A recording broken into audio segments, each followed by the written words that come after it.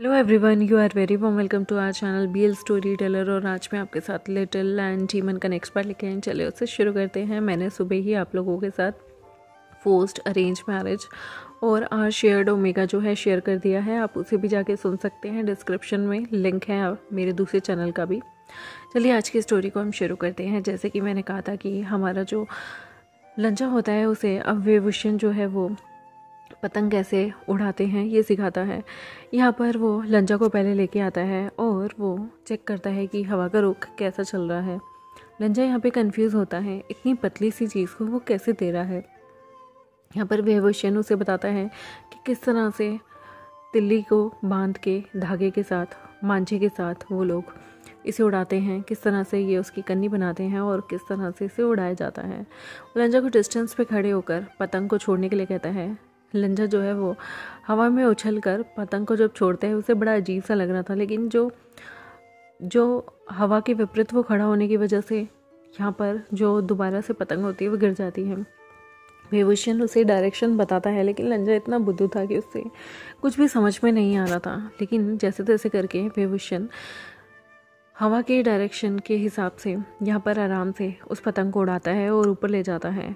यहाँ पर लंजा काफ़ी एक्साइटेड होता है ये देखकर कि पतंग कैसे उड़ाई जाती है। उसने कभी इस चीज़ का एक्सपीरियंस नहीं किया था और यहाँ पर वो पूरी कोशिश करके, पूरी कंसंट्रेशन के साथ देख रहा था कि किस तरह से कुछ ही मिनटों के अंदर अंदर वेवशन की जो पतंग थी वो हवा में ऊपर थी। और यहाँ पर इस चीज़ को देखकर बहुत ही ज़्यादा आश्चर्यचकित हो जाता है हमारा लवांग जी ने कभी ये चीज़ों का एक्सपीरियंस अपने सेट में नहीं किया था, तो उसके लिए ये बिल्कुल अद्भुत नया सा चीज़ थी, नई सा एक्सपीरियंस था। लेकिन वेवशन के लिए कोई नई बात नहीं थी। उसकी तो आदत थी यहाँ पर पतंग उड़ाने की, पतंगबाजी करने की, पेचे लड़ाने की। यहाँ पर वेवशन जिस तरह से पतंग हवा में कर देता है तो वहाँ पर से पतंग लेके शिजे और जंगछा भी आ जाते हैं। शिजे वहाँ पर आती हैं और वो कहती हैं, वेवशन तुम लवांग जी के साथ ये सब कर रहे हो, चलो आज एक कंपटीशन हो जाए। जंगछा कहता है, मैं तो तुम्हें हरा दूंगा वेवशन कहता है, जंगछा इतना भी मत सोचो, इतना कमेंट खुद पे अच्छी बात नहीं होती, तुम मुझे नहीं हरा पाओगे, लिख के ले लो।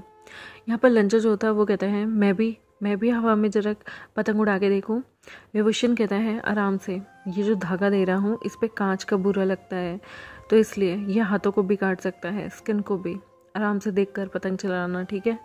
और वो वहाँ पर जो मांझा था उसे पकड़ कर डोर को हाथों में लेकर ढील दे रहा था कि जितनी ऊंची पतंग जा सके वो जाए। यहाँ पर लंजा जो है ज़ोर से धागे को खींचता है, उसकी वजह से उसके हाथ कट जाता है और थोड़ा सा खून आ जाता है। एकदम से लंजा अपने हाथ से उस पतंग के मांझे को छोड़ देता है। वेवशन कहता है, क्या कर रहे हो, कंसंट्रेट करो। यहाँ पर उनकी ये चीज़ें देखकर मुस्कुरा रहे होते हैं शिजे और जंगछा कहता है, तुम इस डीमन को सिखा रहे हो कैसे उड़ाते हैं चीज़ें। तुम्हें क्या लगता है इतना आसान होता है पतंग चलाना? चलो, अगर असली मर्द हो तो मुझसे मुकाबला करो वेवशन, तुम क्या ये डीमन को सिखा रहे हो? फिर उसे याद आता है कि उसने लवांग जी को डीमन बोला है, तो वो कहता है, मतलब मेरे कहने का मतलब था कि लेंस एक्ट वालों को कहाँ ही पतंग उड़ानी आती होगी। असली मर्द हो तो एक अल्फा से मुकाबला करो ना, ओमेगाओं से क्या मुकाबला। और यहाँ पर वो वेवशन की जो पतंग थी उसके पास अपनी पतंग भी उड़ा कर हवा में यहाँ पर वो लोग पेचे लड़ाने लगते हैं। वेवशन यहाँ पर बड़े ही प्यार से पेचे लड़ा रहा था और जंगछा भी। वेवशन ढील दे रहा था और जंगछा खींच रहा था। दोनों की जो पतंग थी आपस में एक दूसरे से टकरा रही थी। दोनों आपस में हवा में ही लड़ाई कर रही थी पतंगे। और यहाँ पर बड़े ही मज़े से जंगछा और वेवशन एक दूसरे को टीज कर रहे थे। लेकिन इस बार कुछ डिफरेंट हो जाता है। इस बार फिर से हमारा जो वेवशन है वो जंगछा की 2 मिनट के अंदर अंदर पतंग काट देता है और जंगछा को देखकर बड़ी ही अनॉय फील होता है। वो जाता है अपनी पतंग को लेने के लिए। यहाँ पर वेवशन कहता है, ओफो, लूजर्स का चेहरा कैसा होता है, जरा जंगछा अपना चेहरा तो दिखाओ, मैं देखूँ तो सही, लूजर्स किसे कहते हैं। यहाँ वांग जी फिर से एक्साइटेड होता है पर उसकी उंगलियाँ कटी हुई थी। वो वेवशन से खुद को सिखाने के लिए कहता है।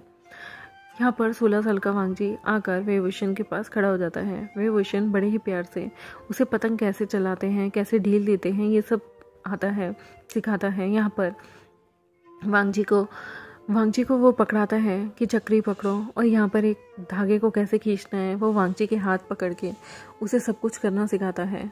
वो जैसे ही वांगची का हाथ पकड़ता है वो देखता है वांगची का हाथ बहुत ठंडा है। विभूषण दूसरे हाथ से भी जैसे वांगची का हाथ पकड़ता है तो वो देखता है कि वांगची का दूसरा हाथ भी बहुत ठंडा है। वो वांगची से कहता है, तुम्हारे हाथ इतने ठंडे क्यों हो रहे हैं? क्या तुम बर्फ़ में से निकल के आए हो? वांगची कहता है, इतनी गर्मी में बर्फ़ कहाँ से आएगी? मेरे हाथ ठंडे हैं पर डीमंस के हाथ तो हमेशा ठंडे रहते हैं। उल्टा मुझे तुम्हारे हाथ बड़े गर्म लग रहे हैं। यहाँ पर वो देखता है, अच्छा तुम डीमंस के हाथ इतने ठंडे क्यों रहते हैं? तो वो कहता है कि जो हमारा खून है ना वो बहुत गर्म और बहुत अलग खून है, जिसकी वजह से डीमंस को ठंड में रहना ज़्यादा पसंद है। हम लोगों को धूप वूप ज़्यादा रास नहीं आती। धूप से हमारी स्किन में इरिटेशन होती है, हमें प्रॉब्लम होती है, हमारी एनर्जी ठंडे इलाकों में ज़्यादा रहती है। इसलिए विभूषण कहता है, तभी घूसू में बहुत ज़्यादा ठंड थी, तुम्हें आकर क्या दिक्कत हो रही है? कोई स्किन में इरिटेशन? वो देखता है कि वांगची का जो ब्लड था ना उसकी उंगली से निकला था, वो मांझे पे लग रहा था। यहाँ पर विभूषण कहता है, तुम्हारा ब्लड निकल रहा है, रुको एक काम करो, आज तुम रहने दो, तुम्हारे हाथ में जख्म हो गया है, जल्दी से आगे बढ़ लो। यहाँ पर लवांगजी अपने हाथ के जख्म को देखता है और कहता है, मेरे पास हीलिंग पावर है, मैं जल्द से जल्द अपने जख्म को भर सकता हूँ। पर यहाँ पर विभूषण कहता है, पर क्या? यहाँ पर लवांगजी कहता है, पर ठंडे इलाके में हमारे जख्म जल्दी भर जाते हैं, यहाँ पर इतनी गर्मी है, पता नहीं कैसे मेरा जख्म भरेगा। यहाँ पर वो आराम से बिल्कुल वांगजी को लेता है। वांगजी के हाथ से वो अपनी चक्री लेकर एक साइड रख देता है, पतंग भी हवा से निकाल लेता है। यहाँ पर जंचा आता है और कहता है, क्या हुआ विभूषण? मैं यहाँ पर दूसरी पतंग लेके आया हूँ और तुम अभी से भागने की तैयारी कर रहे हो।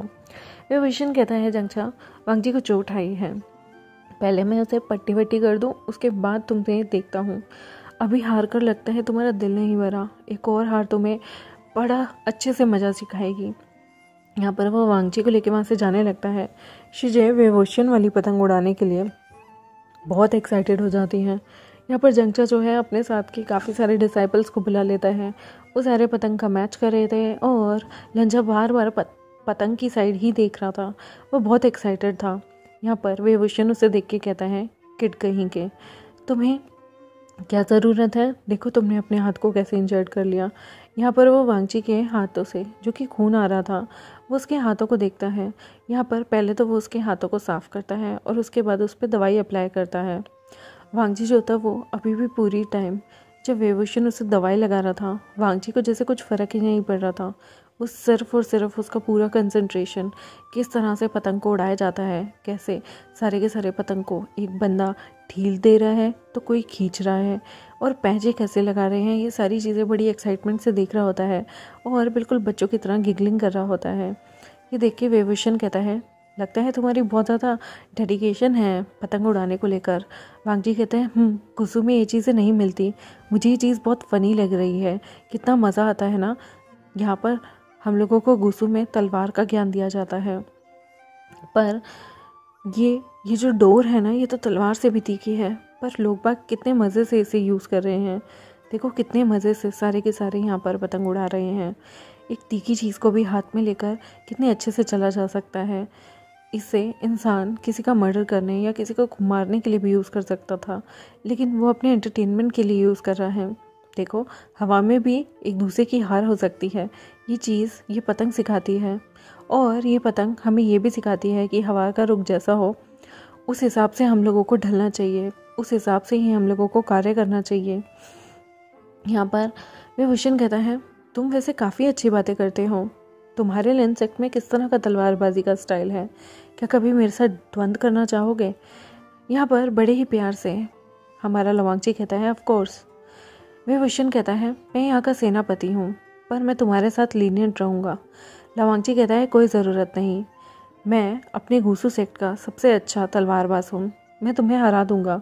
विभूषण कहता है, इन योर ड्रीम्स बेबी, तुम मुझे नहीं हरा पाओगे, खोई ओमेगा मुझे हरा दे, मैं सेनापति हूँ और हेड डिसाइपल हूँ यहाँ का, तुम मुझे नहीं हरा पाओगे, अभी तुम बच्चे हो। लवांगची कहता है, बच्चा हूँ लेकिन मैं डीमंस का बच्चा हूँ। याद रखना लेंस सेक्ट में जो तलवारबाजी होती है ना वो कहीं नहीं होती, और मैं तुम्हें हैरानकुन कर दूंगा अगर मैंने तुम्हें हरा दिया तो।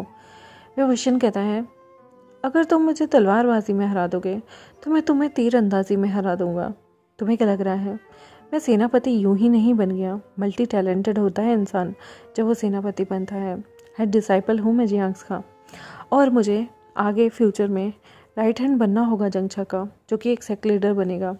तो तुम्हें क्या लग रहा है एक सेनापति में एक राजा से ज़्यादा शक्तियाँ होती हैं, क्योंकि उसे पूरी सेना की कमान संभालनी पड़ती है, और राजा के अंदर बहुत सारी चीज़ें सेनापति से हटके होती है। एक सेनापति को क्रूल बनना पड़ता है क्योंकि हमें बहुत बड़े बड़े डिसीज़न लेने होते हैं, लेकिन एक राजा को थोड़ा नर्म हार्ट भी बनना पड़ता है क्योंकि उसे जनता अपनी प्रजा के बारे में भी सोचना पड़ता है। इसलिए जंगछा को थोड़ा सा कोमल रखना ही ज़्यादा अच्छा होगा। जंगछा यहाँ पर फ्रीली घूम सकता है, पर मुझे बॉर्डर पे जाकर रक्षा करनी होगी। तुम्हें क्या लगता है मल्टी टैलेंटेड नहीं होता तो मुझे ये उपाधि मिलती? कोई मुझे सेना के लो लेवल डिसाइपल में भी नहीं रखता। लवांगची कहता है, अच्छा ऐसी बात है, मैं भी तुम्हारी सेना ज्वाइन कर सकता हूँ क्या? मुझे उस वेन रोहान से बदला लेना है। वो हर वक्त मेरे अंकल और मेरे ब्रदर को ऊट पटांग इतनी सारी लेटर्स लिखता रहता है जहाँ पे वो सिर्फ बदले की भावना रखता है। इवन वो तो मेरे अंकल से मेरी डिमांड भी कर रहा था। वो मुझे सबक सिखाएगा, उससे पहले मैं उसे सबक सिखा दूंगा। यहाँ पर विभूषण हंसता है और कहता है, तुम्हें वेन रोहान से बहुत सारा बदला लेना है। लगता है उसने तुम्हारी जैसे मानो कोई इम्पोर्टेंट चीज़ चोरी कर ली हो। यहाँ पर लवांगची कहता है, बिल्कुल, मेरे अंकल को जो सताएगा ना मैं उसे बिल्कुल नहीं छोड़ूंगा, चाहे वो तुम ही क्यों ना हो। मेरे ब्रदर और अंकल उसकी वजह से कितनी ज़्यादा टेंशन झेल रहे हैं। तुम्हें पता है वो खुद आया था हमारे गुसू में, और वहाँ पर मेरी और उसकी लड़ाई हो गई थी, और वो उसका बदला मेरे अंकल से उतार रहा है। कितना बुरा है वो, झूठी झूठी अफवाहें फैला रहा है कि हम डीमंस यहाँ इंसानी दुनिया में आकर ये सब कर रहे हैं। हमें किसी से क्या लेना देना, हम अपनी दुनिया में कितनी खुशी से रहते हैं, तलवारबाजी करते हैं, सुबह 5 बजे उठते हैं, पूरा गुरुकुल हम अटेंड करते हैं। तुम्हें पता है डीमंस और इंसानों का मुआहदा हुआ था। जब हम इस दुनिया में आए थे डीमंस की अपनी जो जगह थी वो बहुत जहरीली हो गई थी। गॉड्स और डीमंस की लड़ाई के बाद हम डीमंस को यहाँ मनुष्य ने जब आसरा दिया था तो हमने उनके जैसे रूल्स अडेप्ट किए थे। हम डीमंस प्रजाति में सबसे सर्वश्रेष्ठ हैं, और हमने बिल्कुल ह्यूमन के जितने भी उनके रूल्स रेगुलेशंस थे उन्हें मानने के लिए हामी भर दी थी। हमने सिखाया था अपने डीमंस को कि किस तरह से हम जंगलीपना छोड़कर हम असूलों के साथ रहेंगे, हम किसी को भी नुकसान नहीं पहुंचाएंगे।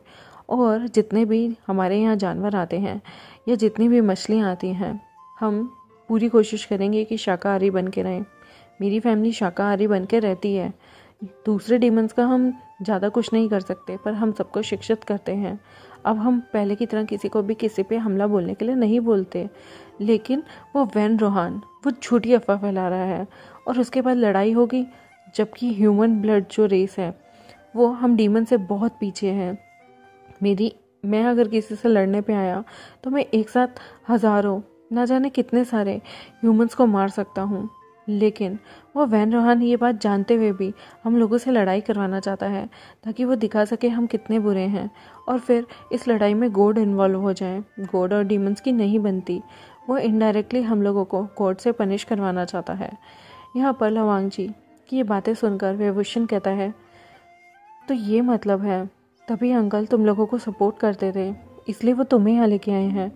बट अगर वेन रोहान को ये पता चला तो हमारे सेक्ट के लिए भी तो कितनी ट्रबल की बात होगी। अगर वेन रोहान जैसे उस घूसट को ये पता चला कि तुम यहाँ हो, वो अंकल के खिलाफ सबको खड़ा कर देगा।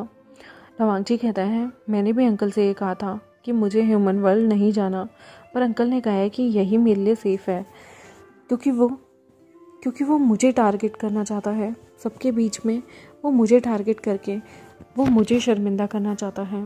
अंकल ने कहा कि शायद वो अपनी बेइज्जती का बदला मुझे मार कर ले, या फिर मुझे गुलाम बनाकर। हो सकता है वो मुझे अपने तय खाने में सालों तक रखे। विभूषण कहता है, इससे भी बुरा हो सकता है तुम्हारे साथ। वो न जाने कितनी तरह के डीमंस पे बहुत सारे एक्सपेरिमेंट करता है। मुझे डर लगता है कहीं ऐसा ना हो कि वो तुम्हारी बॉडी पे भी बहुत तरीके के एक्सपेरिमेंट करें। मैंने सुना था वेनसेक्ट में जब तुम लोगों के मुआहदे हुए थे उससे बहुत पहले जब लड़ाइयाँ हुई थी, तब उन्होंने बहुत सारे डीमंस को कैप्चर करके अपने यहाँ रख लिया था। वो उस पर न जाने कितने कितने तरीके के प्रयोग करते थे और तड़पा तड़पा कर उन लोगों को मार डाला।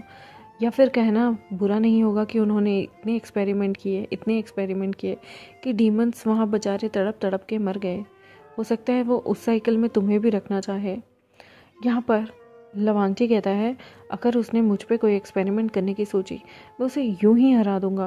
विभूषण कहता है तुम जितना आसान सोच रहे हो ये इतना नहीं है। अगर उसने गोड्स को, पहले तो वो पूरे मॉर्टल वर्ल्ड को तुम्हारे खिलाफ करेगा, और फिर अगर वो गोड्स को यहाँ ले आया तो तुम जानते हो तुम्हारे सेक्ट को पहले भी तबाह कर दिया गया था, क्योंकि डीमंस के जो ब्लड लाइन होती है और जो काम होते हैं वो ज़्यादातर बुरे होते हैं। वांगजी कहता है पर हमने खुद को रिफॉर्म किया है, तुम ऐसे कैसे कह सकते हो हम बुरे कार्य करते हैं। हम तो मांस मच्छी भी नहीं खाते, हम 3000 रूल को फॉलो करते हैं, हम इंसानियत की हर चीज़ को फॉलो करते हैं। हमारा ब्लड लाइन भले ही डीमन का हो लेकिन हमने बहुत सारी चीज़ें की हैं। तलवारबाजी सीखी, हमने कल्टीवेशन की दुनिया को अडॉप्ट किया है, हमने हर तरीके की चीज़ों को करना सीखा। पहले डीमंस ब्लैक मैजिक करते थे, हाहाकार मचाते थे, आतंक मचाते थे, विध्वंस करते थे, लेकिन अब हम ये सारी चीज़ें नहीं करते। हम किसी पे कभी अटैक भी नहीं करते। झूठा नाम लगाया जा रहा है हमारा ताकि गॉड्स और डीमंस की फिर से लड़ाई हो। विभूषण कहता है तुम्हें पता है अगर गॉड्स और डीमंस की लड़ाई होगी तो उसमें मनुष्य को कितना नुकसान होगा, आम मनुष्य कितने मारे जाएंगे, और जो ये जो पॉलिटिक वाले लोग होते हैं ना, ये लोग कितना पैसा बनाने के लिए सब करते हैं।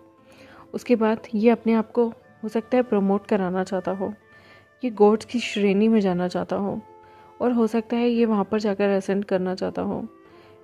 लगता है वेन रोहान का कोई और बड़ा मकसद है। लवांगची कहता है इसका जो भी मकसद हो, अगर इसने मेरे गूसूल इंसेक्ट की तरफ आँख उठाकर भी देखा ना तो मैं उसकी आंखें नोच लूँगा। विभूषण कहता है तुम उसका कुछ भी नहीं कर पाओगे, तुम जानते नहीं हो गॉड्स की पावर का। यहाँ पर वांगची कहता है तो क्या होगा ज़्यादा, वो मुझे मार देंगे या तड़पा देंगे। यहाँ पर वांगची का खून खोल रहा था। विभूषण देखता है कि वांगची का खून खोलने पर उसका डीमनपन बाहर आ रहा था। विभूषण उसे कहता है रुको, गुस्सा मत करो, तुम्हारा रूप यहाँ सबके सामने आ जाएगा। यंग डिसाइपल नहीं जानते कि तुम एक डीमन हो, वो डर जाएंगे। यहाँ पर लोग, बच्चे, सब तरीके के लोग रहते हैं। अगर तुम्हारे अंदर का डीमन बाहर आएगा तुम अजीबो गरीब से दिखोगे तो यहाँ के लोग डर जाएंगे। वांगजी कहता है पर मुझे अंकल और ब्रदर के लिए बुरा लग रहा है, मुझे उनकी याद आ रही है। वांगजी की आंखें बिल्कुल प्यारी सी, क्यूट सी, मोती जैसी हो गई थी और वहाँ पर उसकी आंखों में आंसू थे। विंग देख रहा था उसकी आंखें कैसे लाल हैं। विंग यहाँ पर उसे समझ नहीं आता वो क्या करे। वो वांगजी की तरफ मुड़ता है और उसे हक कर लेता है और कहता है शांत हो जाओ, ये लोग तुम्हें देख लेंगे, तुम डीमन हो, मैं जानता हूँ और इतना तो समझ चुका हूँ तुम किसी को नुकसान नहीं पहुँचाओगे, पर मैं नहीं चाहता कि डीमन समझ के वो लोग तुम पे हमला कर दें। जिस तरह से एक इंसान एक जानवर को देख के डर जाता है और वो सोचता है कि वो अगर जानवर को हमला ना करके सिर्फ डरा कर भगा दे तो जानवर चला जाएगा, पर जानवर को वो हमला लगता है इसलिए वो हम पे हमला फिर से कर देता है। वांगची, ये लोग अभी फैमिलियर नहीं है डीमन से, तुम अगर अपने डीमन रूप में आओगे ये लोग डर जाएंगे और डर के मारे ये तुम पे हमला करेंगे, तुम्हें चोट पहुँचेगी तो तुम्हारा रूप बाहर निकल के आएगा। अपने डिफेंस में तुम भी इन लोगों को चोट पहुँचाओगे, और ये बात अगर वेन सेक्ट, जिन सेक्ट या आग की तरह कहीं भी फैली तो अंकल जियांग पे बहुत सारी बातें आ जाएंगी। हमारा सेक्ट भी वेन रोहान और जिन सेक्ट तबाह कर देंगे। यहाँ पर लवांगची जो है वो अपने गुस्से को कहीं ना कहीं काबू करता है और विभूषण उसे लेकर उसके रूम में ले आता है। यहाँ पर वांगजी अपने रूम में बैठा हुआ था। यहाँ पर वो रोते रोते विभूषण के सामने एक डीमन फॉर्म में आ गया था। वो रोते रोते बड़ा ही क्यूट सा डीमन लग रहा था। ऐसा लग रहा था जैसे कोई बनी बड़े फॉर्म में हो, इंसानी फॉर्म में। वो कहता है मुझे अपने अंकल और ब्रदर को खत लिखना है। विभूषण कहता है कैसा खत लिखना है? वो एक बटरफ्लाई खत लिखता है और कहता है पर मैं इस दुनिया से डीमन की दुनिया में कैसे भेजूं, बैरियर लगे हैं। विभूषण कहता है कोई बात नहीं, तुम्हें जो भी लिखना है तुम। वो तितली फॉर्म में उस खत को बनाता है और यहाँ पर वो कहता है ये खत मेरे अंकल और ब्रदर को ही मिल जाएगा जैसे ही ये गूसू की टेरिटरी में एंटर होगा। विभूषण कहता है डोंट वरी, मेरे पास तालिस्मान है। मैं बहुत सारे संदेश जो कि गुप्त होते हैं या फिर दूर दूर से सेना तक पहुंचाने होते हैं, मैं उन्हें अपने तलिस्मान के थ्रू पहुंचाता हूँ। अपने तलिस्मान पे तुम अपनी कोई छाप छोड़ दो, या फिर तुम्हारा ब्लड, तुम अपना ब्लड लगा सकते हो। अगर तुम्हारा ब्लड होगा तो गुसू में वो जल्दी से एंटर कर जाएगा और उसके बाद वो तुम्हारे ब्रदर और अंकल जिस भी डायरेक्शन में होंगे वहाँ पर पहुँच जाएगा। वांगजी वही करता है, वो अपना ब्लड जो है, जो हाथ जरा सा वहाँ से निकालता है जहाँ पर उसे चोट आई थी, और अपने लेटर पे उसे रख देता है। विभूषण उस लेटर के साथ अपना एक तालिस्मान जोड़ता है और उसे उस डायरेक्शन में बहने देता है जहाँ पर गूसू था। वो तालिस्मान सीधा उसे गूसू के उस टेरिटरी को पार करने में, क्योंकि उस पर डीमन ब्लड था, अंदर ले आने में बड़ी मदद करता है। और उसके बाद वो अंकल चेरन और शिचन के पास वो चीज़ पहुंच जाती है। यहाँ पर वांगजी ने बताया हुआ था, अंकल कब मुझे वापस बुलाओगे, मेरा यहाँ बिल्कुल दिल नहीं लगता, लेकिन मैंने एक नई चीज़ सीखी, पतंग उड़ाना। यहाँ पे उसने ब्रदर को भी सेम लेटर लिखा हुआ था और वो कह रहा था कि मुझे सच में आप लोगों की बहुत याद आ रही है। क्या मैं वेनरोहान से अकेले लड़ने जा सकता हूँ? यहाँ पर अंकल चरण कहते हैं, ये लड़का बावला हो गया है, और देखो तो ये वहाँ जाकर किसी तलवार का अभ्यास करने की बजाय पतंग से खेल रहा है, पतंग उड़ा उड़ा के देख रहा है। वांगजी, मैंने तुम्हें कल्टीवेशन की इतनी सारी चीज़ें सिखाई हैं और तुम्हें पतंगबाज बनना है। यहाँ पर शिचन हंसते हुए कहते हैं, अंकल गुस्सा कम कीजिए, वांगजी पतंगबाज नहीं बन रहा। उसने वहाँ पर ह्यूमन दुनिया में न जाने कितनी चीज़ें ऐसी देखी होंगी जो उसे अतरंगी लग रही होंगी। अगर वो ट्राई करना भी चाहता है तो इसमें क्या हर्ज है। यहाँ पर वो कहते हैं, हमारे सिरों पे खतरा मंडरा रहा है, तुम्हारे भाई को पतंग उड़ाने की लगी है। और सबसे बड़ी बात, इतना वेला कोई कैसे हो सकता है जियांगसक में, कि ऐसे माहौल में जब युद्ध के चारों तरफ लोग बाग बातें कर रहे हैं, लड़ने की बातें कर रहे हैं, वहाँ के लोग पतंग उड़ाते हों। हे भगवान, क्या होगा इन लोगों का। यहाँ पर मुस्कुराते हुए शिचन कहते हैं, अंकल हर कोई आपकी तरह टेंशन ले ले तो उनको तो न जाने कितनी बीमारियाँ हो जाएंगी। आप खामखा में अपना बीपी बढ़ा रहे हैं। टेंशन मत लीजिए, कुछ नहीं होगा, सब कुछ काबू कर लेंगे। मुझे जियांग फैमिली अंकल पे पूरा यकीन है। कम से कम वांगजी तो हम में से सेफ रहेगा। यहाँ पर चरण हंसते हुए कहते हैं, वो तो सेफ रहेगा, चुलबुला सा, देखो ना, कह रहा है कि वो वेनरोहान से लड़ने जाएगा। पागल, वो ऐसा कुछ भी नहीं करेगा। मुझे पता है फेंगमिया उसे जाने भी नहीं देगा, और फेंगमिया ने अपने दोनों अल्फा बेटों से कह रखा होगा उसका ध्यान रखने के लिए। छोटा जो है 16 साल का है, पर देखो लड़ने की बातें तो ऐसे कर रहा है जैसे ना जाने कितनी जंगें जीत के आया हो। शिचन मुस्कुराता है और कहता है, शुक्र है वो इमोर्टल बाइंडिंग केबल की शिकायत नहीं कर रहा, वरना तो वो चिढ़ के मारे इसका जो पत्र है उसमें पूरे टाइम यही राग अलापता रहता कि आप लोगों ने मुझे बांध कर ह्यूमन वर्ल्ड में भेजा ही क्यों। शुक्र है अब वो वापस आने के लिए नहीं कह रहा। यहाँ पर अंकल चरण कहते हैं, मैं उसे बहुत मिस कर रहा हूँ, मेरा बिल्कुल दिल नहीं लग रहा। वो होता था तो हर वक्त हंसता मुस्कुराता यहाँ पर आसपास घूमता फिरता रहता था। मुझे उसे देखना, उसकी मस्ती करना सब याद आ रहा है। अंकल चरण बहुत मायूस थे। शिचन कहता है, अंकल प्लीज़ मायूस ना हो, वो फिर से आएगा, फिर से यहाँ पर उसकी हंसी की आवाज़ें गूंजेंगी, फिर से यहाँ पर उसकी मुस्कुराहट, उसकी शैतानियाँ गूंजेंगी। बस धैर्य रखें, देखते हैं गाइस आने वाले टाइम में क्या होगा। क्या वो टफ़ टाइम होगा या फिर सारा का सारा जो टाइम होगा वो इनके लिए बहुत बुरा होगा। देखते हैं आने वाले टाइम में। तब तक मेरे चैनल को सब्सक्राइब, वीडियोस को लाइक, बेल आइकन को प्रेस करना बिल्कुल मत भूलिए। मिलते हैं आपसे नेक्स्ट एपिसोड में, तब तक के लिए बाय बाय गाइस। मैंने ऑलरेडी शेयर्ड ओमेगा आपसे शेयर कर दिया है, और फोर्स्ड अरेंज मैरिज भी, जिनको वो पसंद है डिस्क्रिप्शन में लिंक है, जाकर सुन सकते हैं। Thank you very much, bye bye.